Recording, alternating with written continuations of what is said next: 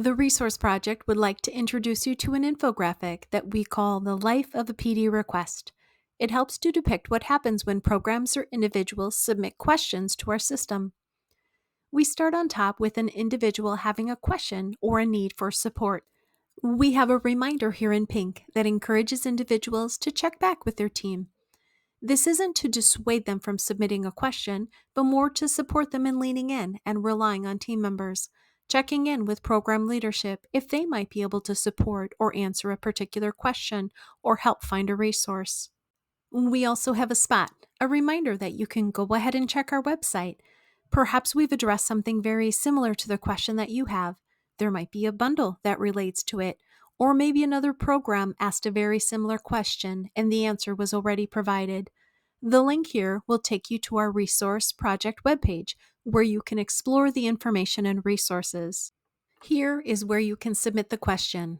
The QR code or link takes you to our form. The form is also linked to the Resource Project webpage. The form asks you to submit your name, your email address, and there's a drop down to indicate your county. Now, you may work in more than one program or county, but thinking about the specific situation or question that you have, just pick the county that most aligns with that. We have a place to identify your role, your phone number, and then your preferred method of contact. You can include the best time to reach you, and then something to consider. What kind of request this is? Do you have a specific question? Are you looking for a particular resource? Maybe you need a coaching conversation and someone to talk and think this through with, and perhaps create a joint plan for how to progress or move forward. And maybe you just don't know. You know you need help, but you really don't know the best way to identify it, and that's absolutely okay. We recognize that happens. This gives us a little bit more information when we do our teaming and identify someone that will follow up with you.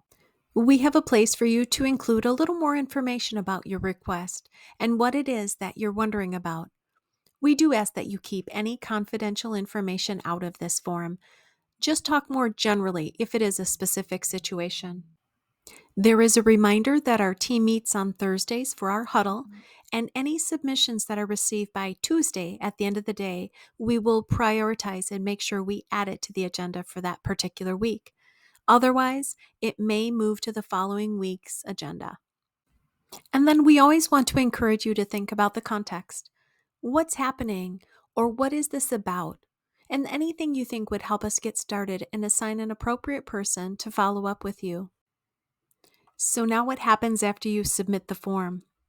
Maybe you're checking internally or checking our website to see if there's more information to support you. And then I mentioned our huddle on Thursdays. Our team will get together. It's similar to how you might team families. We think about what the specific question was, who it's coming from, if there's anyone on the team that has had a previous relationship. Maybe someone on the team has a particular skill set that's a great match.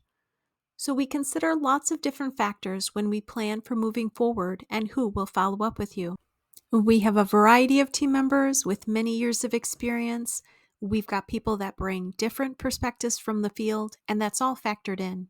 We also consider if your question or request requires us to touch base with our State Bureau of Children's Services partners and gather more information.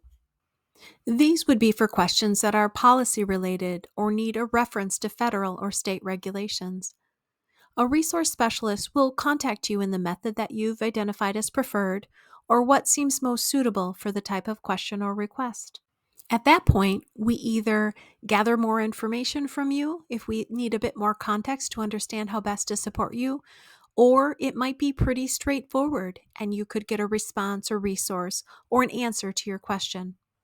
From there, we want you to know that the submitted questions inform our system and it informs our state. The questions are summarized, maybe made more general if the wording is too specific, and questions and answers or responses may be put into our newsletter. We do this so that other people across the state have access to the same information. Perhaps they had a similar question or will have a question in the future. That way we're sharing the same type of information. It's accessible to all programs throughout. We also use the data. We take a look at what questions are coming in, how many are coming in related to a similar topic, and it informs us in the way of developing our PD system. Perhaps we need to create a bundle or other resource that reflects the information. There might be a different way that we can support programs, but we do use all those requests. So submitting your questions and requests formally does help us to keep record and has a direct impact on how we develop our PD system moving forward. And then the cycle continues. This information is made available to others, it informs our PD system, and as additional questions come up, please go ahead and submit them.